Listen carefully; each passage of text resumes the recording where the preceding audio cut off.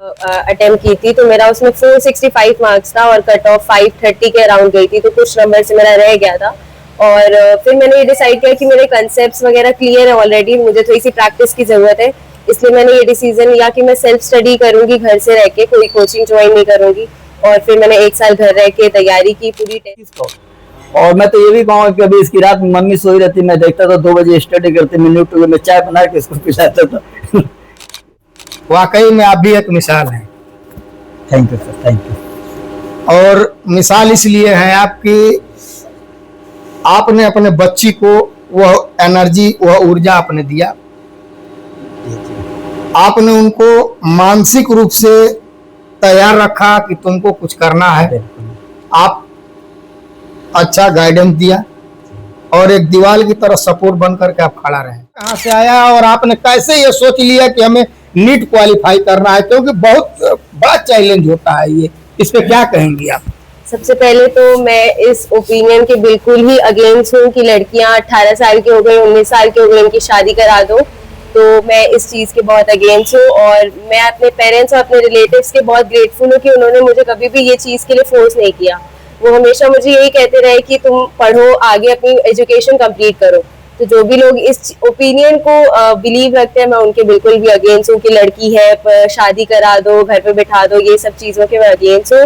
और ऑब्वियसली क्योंकि मेरा फैमिली बैकग्राउंड वैसा रहा है कि तुम पढ़ाई करो, आगे बढ़ो, तो वहीं से मुझे मोटिवेशन। टफ विषय कौन सा था आपका? मेरे लिए टफ केमिस्ट्री था, और जिसको भी मेरे हर पॉइंट पे कभी फिजिक्स मुश्किल लगती थी, कभी केमिस्ट्री, कभी बायो, लेकिन एंड तक आते आते मैंने सारे सब्जेक्ट्स को स्ट्रॉन्ग कर लिया था और मेरा फिजिक्स केमिस्ट्री ज्यादा बेटर गया ज्यादातर बच्चों से। बायो में थोड़ा सा सिली मिस्टेक हो गया, बट स्टिल अच्छा स्कोर रहा है। लैंग्वेज टफ होती है, ये प्रॉब्लम आती है, खास करके हिंदी मीडियम के जो स्टूडेंट होते हैं उनकी लैंग्वेज थोड़ा एनसीईआरटी टफ होती है। तो अगर एनसीईआरटी फर्स्ट ऑफ ऑल, तो एनसीईआरटी की सारी बुक्स जो है, फिजिक्स हो, केमिस्ट्री हो, बायो, जूलॉजी हो, वो बिटवीन द लाइन, उसकी कोई चीज छुटनी नहीं चाहिए। अगर वो तैयार हो गई, उसके बाद हम अगर टाइम है तो और भी सपोर्टिव बुक्स आती हैं या फिर जो पेपर्स होते हैं। और मैंने ये बच्चे को बताया था, बेटा हफ्ते में कम से कम एक टेस्ट तो तुम दे दिया करो। मिला कि मैं नीट को क्रैक करूं। डॉक्टर ही प्रोफेशन क्यों चुना आपने? मास्टर था, एडवोकेट था, जर्नलिस्ट था, जी। सेना में भी जा सकती थी, पायलट भी बन सकती थी, बहुत सारे ऑप्शन थे, लेकिन आपने मेडिकल लाइन को ही चुना है। इसके पीछे का रीजन क्या है आपका? ये शौक था या कोई चैलेंज था? नहीं, ये मेरा शौक रहा है, हमेशा बचपन से रहा है। मेरे अब्बू का भी ये हमेशा से एम रहा है कि मैं डॉक्टर बनूं, और मेरा खुद का भी ये बिलीव था। रिजल्ट आया तो सबसे पहले मैंने अपने अब्बू को बताया, फिर अम्मी को बताया, और सब लोग बहुत ज्यादा खुश हुए। मैं खुद खुश थी क्योंकि मैंने ये रैंक एक्सपेक्ट नहीं की थी। हम देख रहे थे कि बहुत सारे बच्चे 700 ला रहे हैं, तो मुझे लगा क्या पता मेरी रैंक कम आ जाए। दोस्तों, इस बुलेटिन में मैं हूं मोहम्मद राशिद हुसैन और आप देख रहे हैं वतन भास्कर न्यूज। और इस समय हम लोग मऊ जनपद के मधुबन तहसील क्षेत्र के अंतर्गत फतेहपुर मंडाव में हम लोग मौजूद हैं, जहां पे आज लाइफ लाइन पॉली क्लिनिक और लेडी फैशन जोन एक जगह है, वहां पे हम लोग मौजूद हैं। और हमारे साथ बैठी हुई हैं नीट क्वालिफाई करके मरियम सिराज शेख। आज काफी बदलाव देखने को मिल रहा है।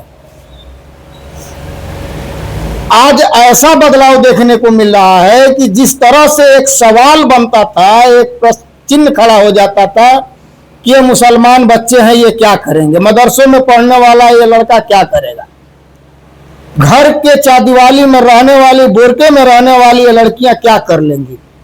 लेकिन आज के इस परिवेश में जब हमने उनके जिम्मेदारियों से अवगत कराया और परिवार ने उनको अवसर दिया, तो मरियम सिराज शेख के रूप में आप देख रहे हैं जो बच्ची हमारे साथ बैठी हुई है, इन्होंने एक रिकॉर्ड कायम किया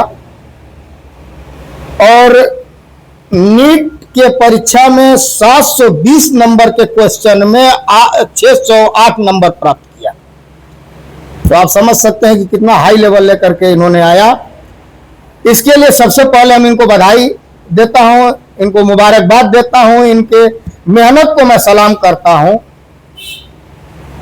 जो इन्होंने परसेंटेज लाया हमारे साथ इनके पिताजी भी हैं, यहाँ पे डॉक्टर साहब भी हैं, इमरान जी भी हैं, और अब अंसार भाई भी हमारे साथ हैं। जो परसेंटेज आया है समथिंग, अगर हम सही हैं तो 84.44% के आसपास इनका परसेंटेज मूल आया है, निगेटिव मार्किंग होने के बावजूद भी। तो ये आसान बात नहीं है कि एक मुसलमान की बेटी 4 दीवाली में रह करके इतना मेरिट को लाना, ये हमारे लिए गर्व की बात है। इन्होंने सभी क्राइटेरिया, जो प्रश्नवाचक चिन्ह उठते थे, जो समाज के ऊपर एक उंगली उठता था, उस सारी चीजों को, सारी दहलीजों को इन्होंने गिरा दिया और साबित कर दिया कि भैया हम तो मुसलमान की बेटी हूं, चाहे दिवाली में और बुरके में रह करके भी मैं एजुकेशन को उस मुकाम पर लेके जा सकती हूं कि लोग हमारा चर्चा करेंगे, मैं चर्चा का विषय बन जाऊंगी। तो सबसे पहले मैं इनका इस्तकबाल करता हूं और इनका परिचय जान लेता हूं कि इनका परिचय क्या है। आपका थोड़ा सा परिचय हमको बता दीजिए। जी, मेरा नाम मरियम सिराज है और मैं मऊ जिले की रहने वाली हूँ। मैंने अपना 12th AMU से अलीगढ़ मुस्लिम यूनिवर्सिटी से किया है और मेरा ये ड्रॉप ईयर था। इसमें मैंने नीट में 608 नंबर लाए हैं और मेरी रैंक, ऑल इंडिया रैंक 7800 के करीब रही है। आपके एज में आते आते मुस्लिम समाज में ज्यादातर लोग अपनी बच्चियों को शादी विवाह के झंझट में डालने का प्रयास करते हैं कि एक उम्र हो गई, क्यों ना अब शादी करके हटा दिया जाए, अपना घर बसाने के काबिल अब हो चुकी है। लेकिन इस परिवेश में ये आपके पास जज्बा कहाँ से आया और आपने कैसे ये सोच लिया कि हमें नीट क्वालिफाई करना है, क्योंकि बहुत बड़ा चैलेंज होता है ये, इस पे क्या कहेंगी आप? सबसे पहले तो मैं इस ओपिनियन के बिल्कुल ही अगेंस्ट हूँ कि लड़कियां 18 साल की हो गई, 19 साल की हो गई, इनकी शादी करा दो। तो मैं इस चीज़ के बहुत अगेंस्ट हूँ और मैं अपने पेरेंट्स और अपने रिलेटिव्स के बहुत ग्रेटफुल हूँ कि उन्होंने मुझे कभी भी ये चीज़ के लिए फोर्स नहीं किया। वो हमेशा मुझे यही कहते रहे कि तुम पढ़ो, आगे अपनी एजुकेशन कंप्लीट करो। तो जो भी लोग इस ओपिनियन को बिलीव रखते हैं, मैं उनके बिल्कुल भी अगेंस्ट हूँ कि लड़की है शादी करा दो, घर पे बिठा दो, ये सब चीज़ों के मैं अगेंस्ट हूँ। और ऑब्वियसली क्योंकि मेरा फैमिली बैकग्राउंड वैसा रहा है कि तुम पढ़ाई करो, आगे बढ़ो, तो वहीं से मुझे मोटिवेशन। आपका वीडियो देश के कोने कोने से लोग देख रहे हैं जी, बहुत सारी बच्चियां, बहुत सारे स्टूडेंट इस वीडियो को देख रहे होंगे जी। उनके लिए आप क्या मशवरा देंगी? कौन सा क्वेश्चन टप रहा, विषय किस विषय पर कितना हमें स्ट्रगल करना चाहिए जी, जी। और आपने कैसे उस पर मेहनत किया? जी, मैं सबको पहले तो ये सजेशन दूंगी कि आप लोग अपने ऊपर भरोसा रखें कि आप ये एग्जाम क्रैक कर सकते हैं, क्योंकि इतना मुश्किल नहीं है। अगर आप रेगुलर रहे, कंसिस्टेंट रहे, सही डायरेक्शन में मेहनत करें तो नीट निकालना आसान है। दूसरी चीज, बायो कंपेरेटिवली सबके लिए आसान होती है, तो आपको अपना ज्यादातर टाइम फिजिक्स, जो कि मेजोरिटी बच्चों की थोड़ी सी वीक रहती है, तो फिजिक्स पे टाइम दे। नीट के अलावा जो और भी एग्जाम्स होते हैं जैसे आइजर, IIT, JEE के पेपर होते हैं, आप उनको भी सॉल्व करें, क्योंकि उससे आपको एक कमांड मिल जाती है एक टफ पेपर अगर आता है तो।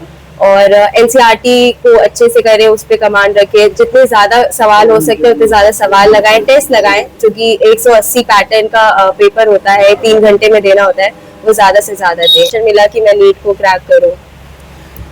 डॉक्टर ही प्रोफेशन क्यों चुना आपने? मास्टर था, एडवोकेट था, जर्नलिस्ट था, जी, सेना में भी जा सकती थी, पायलट भी बन सकती थी, बहुत सारे ऑप्शन थे, जी। लेकिन आपने मेडिकल लाइन को ही चुना है। इसके पीछे का रीजन क्या है आपका? ये शौक था या कोई चैलेंज था? नहीं, ये मेरा शौक रहा है, हमेशा बचपन से रहा है। मेरे अब्बू का भी ये हमेशा से एम रहा है कि मैं डॉक्टर बनूं, और मेरा खुद का भी ये बिलीव था कि मैं डॉक्टर बनूं और लोगों की हेल्प करूं, क्योंकि सबका अपना अपना होता है कि किसको किस फील्ड में जाना है। तो मेरा फील्ड, मैंने यही चूज की कि मुझे डॉक्टर के रूप में लाइक पेशेंट्स को ट्रीट करके उनको हेल्प करना है, क्योंकि मैंने बहुत सारे ऐसे केसेस देखे हैं कि सही ट्रीटमेंट ना मिलने की वजह से बहुत सारे लोगों की जान चली जाती है। तो इसलिए मेरा रुझान जो था वो इस तरफ से रहा। जब आपने नीट का परीक्षा दे दिया, जी, रिजल्ट का इंतजार होगा, जी, दिल के अंदर एक हलचल मच रहा होगा कि रिजल्ट क्या आएगा। जी, जी, बिल्कुल। रिजल्ट आया भी। जी। यह खुशखबरी सबसे पहले आपने किसको दिया?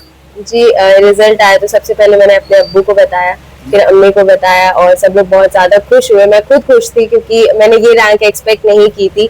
हम देख रहे थे कि बहुत सारे बच्चे 700 ला रहे हैं, तो मुझे लगा क्या पता मेरी रैंक कम आ जाए। 2 पेपर बहुत टफ था लेकिन स्टिल ये रैंक बहुत अच्छी है ना, बहुत खुश है सब लोग। ये पहला अटेम्प्ट था या दूसरा अटेम्प्ट? जी ये मेरा दूसरा अटेम्प्ट था। मैंने लास्ट ईयर बिना तैयारी के एक अटेम्प्ट दिया था और 1 साल मैंने फिर तैयारी करके ये मेरा दूसरा अटेम्प्ट था। जो पहला अटेम्प्ट का आपने पेपर दिया नीट का, जी उससे और ये दोबारा जब आपने परीक्षा दिया, जी ये दोनों में अनुभव आपका कैसा रहा और उससे कितना लाभ मिला आपको पहले बार परीक्षा देने? सर पहली बार मैंने जो अटेम्प्ट दिया था, क्योंकि मैं रेगुलर स्कूल के साथ अटेम्प्ट की थी, तो मेरा उसमें 465 मार्क्स था और कट ऑफ 530 के अराउंड गई थी, तो कुछ नंबर से मेरा रह गया था। और फिर मैंने ये डिसाइड किया कि मेरे कंसेप्ट्स वगैरह क्लियर है ऑलरेडी, मुझे थोड़ी सी प्रैक्टिस की जरूरत है, इसलिए मैंने ये डिसीजन लिया कि मैं सेल्फ स्टडी करूंगी, घर से रह के, कोई कोचिंग ज्वाइन नहीं करूंगी। और फिर मैंने 1 साल घर रह के तैयारी की, पूरी टेस्ट दिए, क्वेश्चंस लगाए और उसका रिजल्ट आप लोग के सामने। सबसे टफ विषय कौन सा था आपका?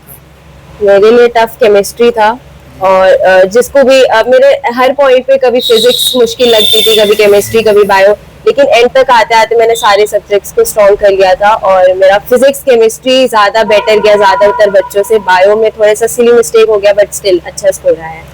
कई घंटा पढ़ाई करती थी आप? एवरेज, क्योंकि बहुत लोग कंफ्यूज रहते हैं कि क्या उसने तो इतना नंबर ला दिया, कितना पढ़ाई करता होगा, तो कई घंटा पढ़ाई करते? बहुत लोगों को लगता है नीट निकालने के लिए 16 घंटे पढ़ना है, 18 घंटे पढ़ना है, लेकिन ऐसा नहीं है। आप रोज पढ़े, भले से आप 8 घंटा पढ़े, किसी दिन 10 घंटा, किसी दिन बहुत अच्छा लगे 12 घंटा पढ़ ले, लेकिन किसी दिन मन नहीं हो रहा है तो आप 2 घंटे भी पढ़े तो वो भी सही है। लेकिन आपको रेगुलरिटी एक मेंटेन करके रखनी रहेगी, फ्लो नहीं ब्रेक करना है। तो ऐसा कुछ नहीं है कि आपको 16 घंटे पढ़ना है, 18 घंटे पढ़ना है, एक एवरेज 8 से 10 घंटे मेंटेन करके रखना। देखा कि हम लोग मरियम सिराज शेख जी से बात कर रहे थे, बहुत अच्छा परसेंटेज इनका रहा, 84.44% के आसपास इनका रिजल्ट बना है। और मैं इनके साथ साथ समाज की जितनी भी लड़कियां हैं, जितने भी लड़के हैं जो नीट की तैयारी कर रहे हैं या सिविल की तैयारी या जो भी अदरवाइज आप तैयारी कर रहे हैं, तो इस तरह के मोटिवेशनल वीडियो आपको देखना चाहिए कि जिस तरह से एक आप सोचिए कि एक बच्ची मुस्लिम समाज की जिसको उतनी छूट नहीं है, क्राइटेरिया बना हुआ है, इन सारी चीजों को रौंद करके अपने आप को समाज में स्थापित किया। उनके शब्दों से लोग प्रभावित हो, जो बच्चे टेंशन में आ जाते हैं कि कैसे निकलेगा, आप प्रयास करते रहिए। जब आप मेहनत करेंगे तो निश्चित ही आपको कामयाबी मिलेगी। हमारे साथ इनके पिताजी हैं। सर थोड़ा सा आप आ जाइए, इनको थोड़ा, बहुत कम शब्दों में आपसे पूछूंगा क्योंकि वाकई में आप भी एक मिसाल हैं। Thank you sir, thank you. और मिसाल इसलिए है आपकी, आपने अपने बच्ची को वह एनर्जी, वह ऊर्जा आपने दिया, आपने उनको मानसिक रूप से तैयार रखा कि तुमको कुछ करना है, आप अच्छा गाइडेंस दिया और एक दीवार की तरह सपोर्ट बन करके आप खड़ा रहे। तो इसके लिए आपको बहुत बहुत मुबारकबाद है।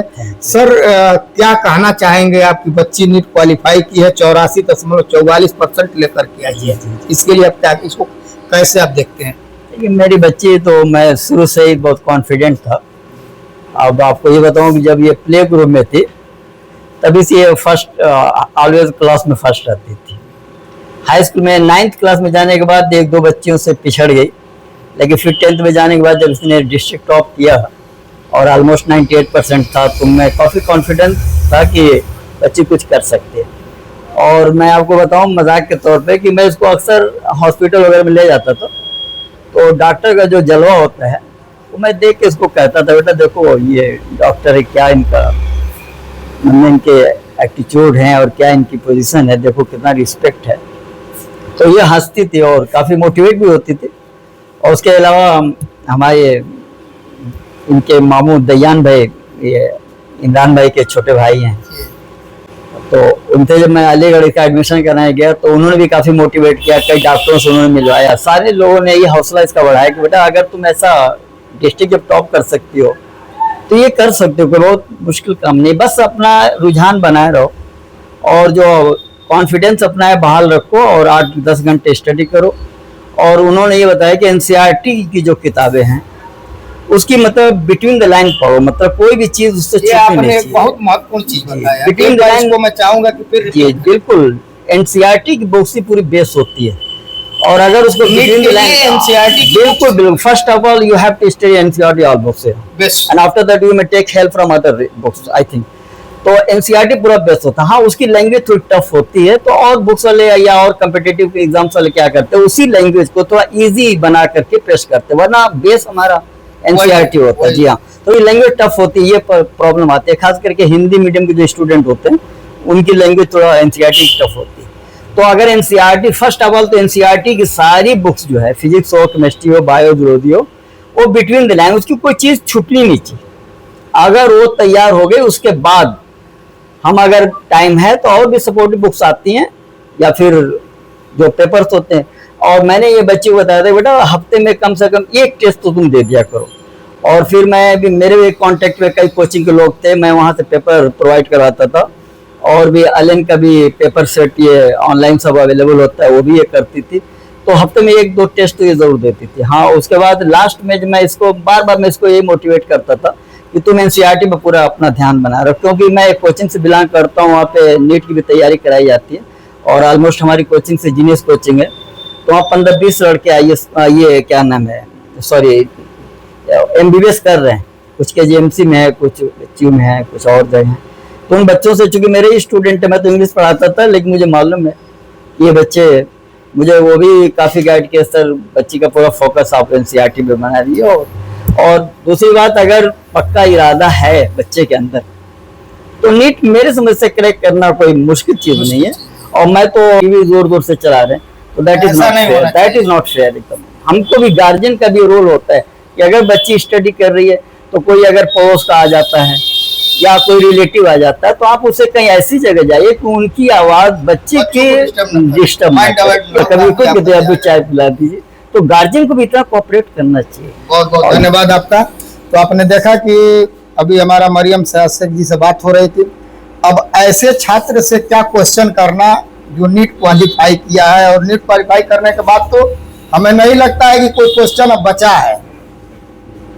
तो हम अपने चैनल के माध्यम से बस इतना ही कह सकते हैं, भाई आपने बहुत मेहनत किया, उसके लिए फिर एक बार आपको मुबारकबाद। लेकिन इस वीडियो से लोगों को, छात्रों को सीखने की जरूरत है, और उम्मीद करता हूं कि अगली बार जो नीट की परीक्षा होगी उसमें इस बार से ज्यादा परसेंटेज ला करके काफी बच्चे और भी निकालेंगे, और मेडिकल साइंस को ऐसे लेवल पर लेकर के जाएंगे कि हर चौराहे पे 10 एमबीबीएस बैठे, ताकि दवा के अभाव न हो और कोई ऐसी समस्या नहीं आए। और शिक्षा, जब ज्यादा किसी भी चीज में जब ज्यादा ग्रोथ होता है तो उसका जो रेट लाइन होता है वो गिरता है। और जब होलसेल में जब एमबीबीएस हो जाएंगे तो डॉक्टर साहब हमारे साथ बैठे हो भी समझ पा रहे हैं कि निश्चित रूप से कम में इलाज होगा, क्योंकि कंपटीशन का दौर तब तक आ जाएगा। इसलिए मैं चाहता हूं कि अगर मेडिकल को सस्ता करना है तो नीट क्वालिफाई करिए, एमबीबीएस बनिए, फार्मेसी क्वालिफाई कीजिए, फार्मेसी में आकर के आप मेडिकल बढ़िया चलाइए, ताकि जो इलाज है वो सस्ता हो सके। इसको सस्ता करने आप बाजार में चले जाइए, सब्जियों की दुकान पे लाइन से सब्जी की दुकानें लगी हुई हैं। अब इसमें कंपटीशन है, आपको 8 रुपये का आलू कहीं 7 रुपये में मिल जाएगा। जब एमबीबीएस का जब कंपटीशन होगा तो आने वाले समय में मैं अपने चैनल के माध्यम से निश्चित रूप से ये दावे के साथ कह सकता हूं कि जो फीस 500 रुपया जो डॉक्टर की होती थी वह 100 रुपया हो जाएगी, 20 रुपया हो जाएगी। इसलिए मैं आप लोगों से अपने चैनल के माध्यम से उस योद्धाओं को जो तैयारी कर रहे हैं उनसे मैं अपील करता हूं कि आप नीट क्वालिफाई करिए, डॉक्टर बनिए और इलाज को सस्ता करिए। आज के लिए बस इतना ही। बने रहो वतन भास्कर के साथ। मैं मोहम्मद राशिद हुसैन और हमारे साथ सुभान पठान। जय हिंद।